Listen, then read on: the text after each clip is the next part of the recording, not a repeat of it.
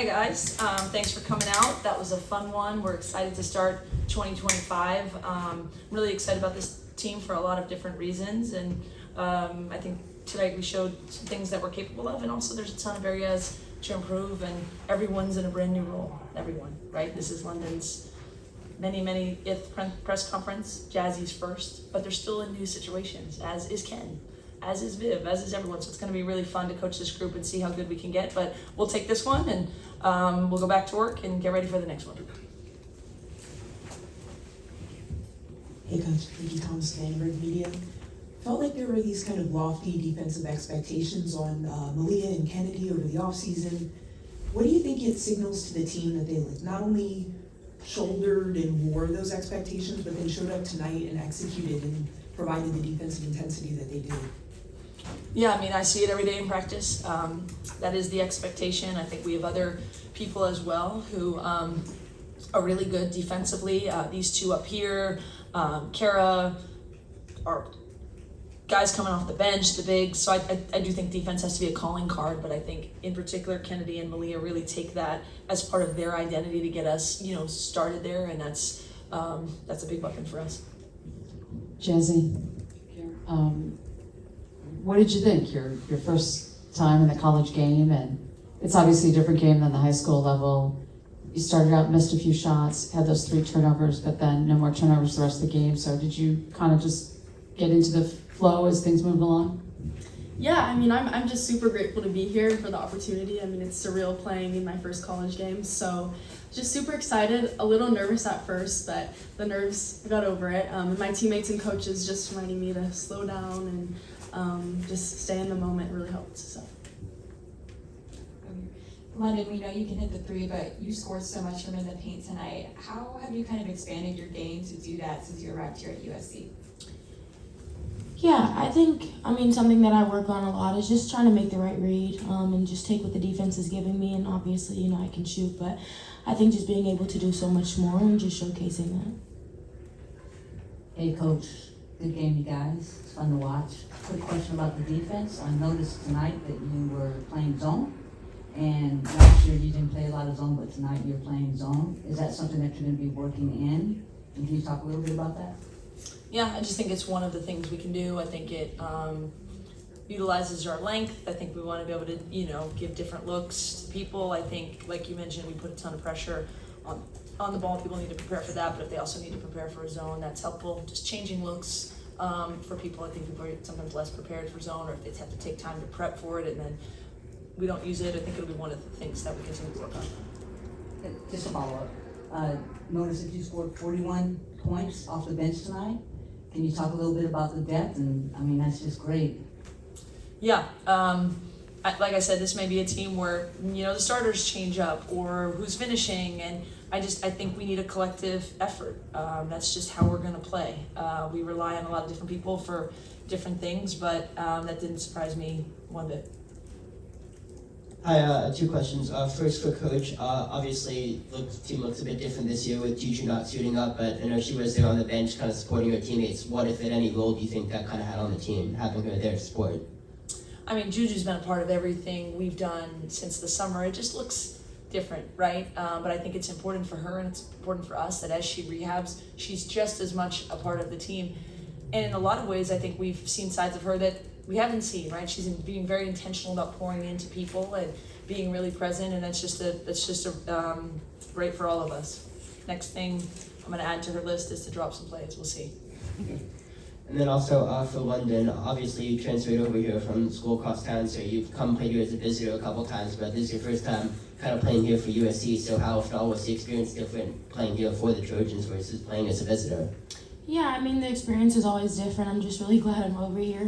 Me and Coach Lindsay have history, so just to be back here, obviously just working better, trying to be the best version of myself. So it's been really exciting. I'm really excited for this year.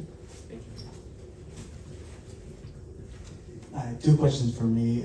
First one for Jazzy. Just you mentioned the first quarter, missed a couple shots, had a couple turnovers, but how good did it feel to see that first bucket go in? It felt great. It was a little rough at first, but like I said, just my coaches and my teammates, they were always supporting me and have my back, so it really helped. what did it mean to you to just play as well as you did down the stretch throughout the game? I mean, it means a lot. It's like I said, it's super exciting playing in my first college game. So, yeah, I'm just really grateful for the opportunity. And just one more follow-up for Coach, just what did you think of the way Jazzy bounced back and played throughout the game? Yeah, I mean, I don't think she'll ever miss that many threes again. Like, she's a great three-point shooter. It was about catching her rhythm.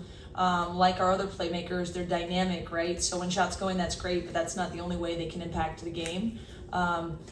Not only is it her first college game, but she probably will say she missed a ton of practices with an illness and working her way back. So I think it's a process, and you know, we have a total confidence in the way that she can impact winning, and we know shots will fall. How's it going, Coach? Congrats on the win. This one's for you, actually, about Kara and Londynn. How do you think, or what did you do to make the transition between UConn and UCLA and USC the most seamless that it can be? Because it seemed like there was no hiccups in the game for you guys, for Londynn. You mean with the transfers, like Kara Yeah, from like Georgia Kara. Tech and Londynn from UCLA? Yeah. Well, I'll speak about Londynn here first. You know, you mentioned her showcasing all that she can do. We didn't teach her that here, right? I've known Londynn since she's been 12, 13 years old, and I never thought of her as just a shooter, right? She can really shoot, but she has just a lot of dynamic abilities that I think she was looking for the opportunity to take on that role and do more things. Kara came here, I think, for a different experience, like a chance to win at the highest level, to continue to expand her game and really be ready to be a pro. But both of them have been unique in that they're new here, but they're our most experienced college basketball players. They are our seniors. They are our only two seniors. So I've leaned on them a lot to be those leaders and to bring what they already know, but also be open to learning new stuff and understand that that's a growth process too. That's why I'm so high on our growth potential, right? Londynn and Kara are really capable and have done a lot already, but will continue to get better with us. Jazzy's a freshman, she's gonna continue to get better. Ken is in a brand new role. Everyone's really in a new role. So I think as long as we stick together, our upward trajectory is very high because of the pieces we have, and the more we gel together, the better everyone will be. Thank you. Londynn, did you and your family burn all your UCLA gear? Yeah, we don't wear blue anymore. And also, Coach mentioned the new roles everybody has. And that includes Juju. What did you think of her cheerleading abilities this evening? She's hyped. I have to go back and look at the film, but yeah, she's going to be hyped for her teammates. I mean, that's just naturally kind of who she is, and yeah, we'll just we're going to take everything we can get, you know, from her in terms of the way that she's going to pour into the team. We see her working really hard in rehab too, so I think the players have a lot of respect for the work she's doing, and they're going to show up for each other the way that we all know how. Hi, Coach. Congrats on the win. I was just, you know, it was Vivian Iwuchukwu's first start of her college career, and so I was just wondering, like, what she did over the offseason to kind of earn that tonight. Yeah, Viv had a terrific offseason. Just a lot of work, last year, she actually got diagnosed with an injury the day she arrived as a freshman and had like her medical intake and had a surgery in the summer. So she didn't get a summer. In addition to that, we had 2 WNBA players and a 6'6" post kind of in front of her, and so there was a lot of learning, and I think she embraced all of that and then had an off season and had a summer, and she has put the work in, and I think we've seen her. We have a post group that is going to be by committee. It just is. We got a lot of different people. They're all good at different things, but I think Viv has continually gotten better every day. I think she's tried to really be good at what she's good at and then add things. And so, yeah, we're definitely going to rely on her tremendous athleticism, her rebounding, you know, her physicality, just a ton of things that she brings to the table. Lindsay, when we talked to you on Zoom a couple weeks ago, you said for sure Kennedy was going to be a starter, if nothing else. How did you kind of see her leadership abilities and playmaking abilities tonight? Yeah, I mean, Ken's a winner and she's a competitor, right?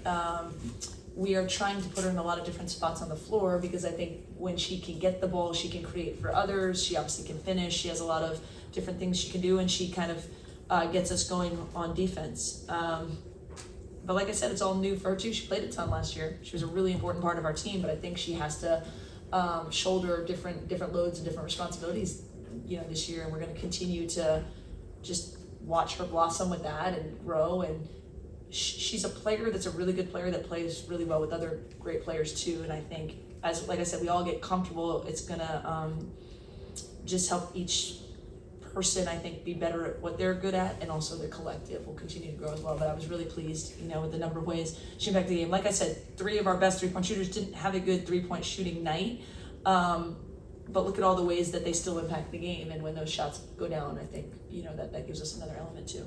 We'll do 2 more. Hey Coach, when you look at the fourth quarter, you guys shot 63% from the floor. Was that something just the flow of you guys, or was that something going into that quarter you kind of wanted to just end off the game in the fourth? No, I'd love to shoot 64% every quarter that we play.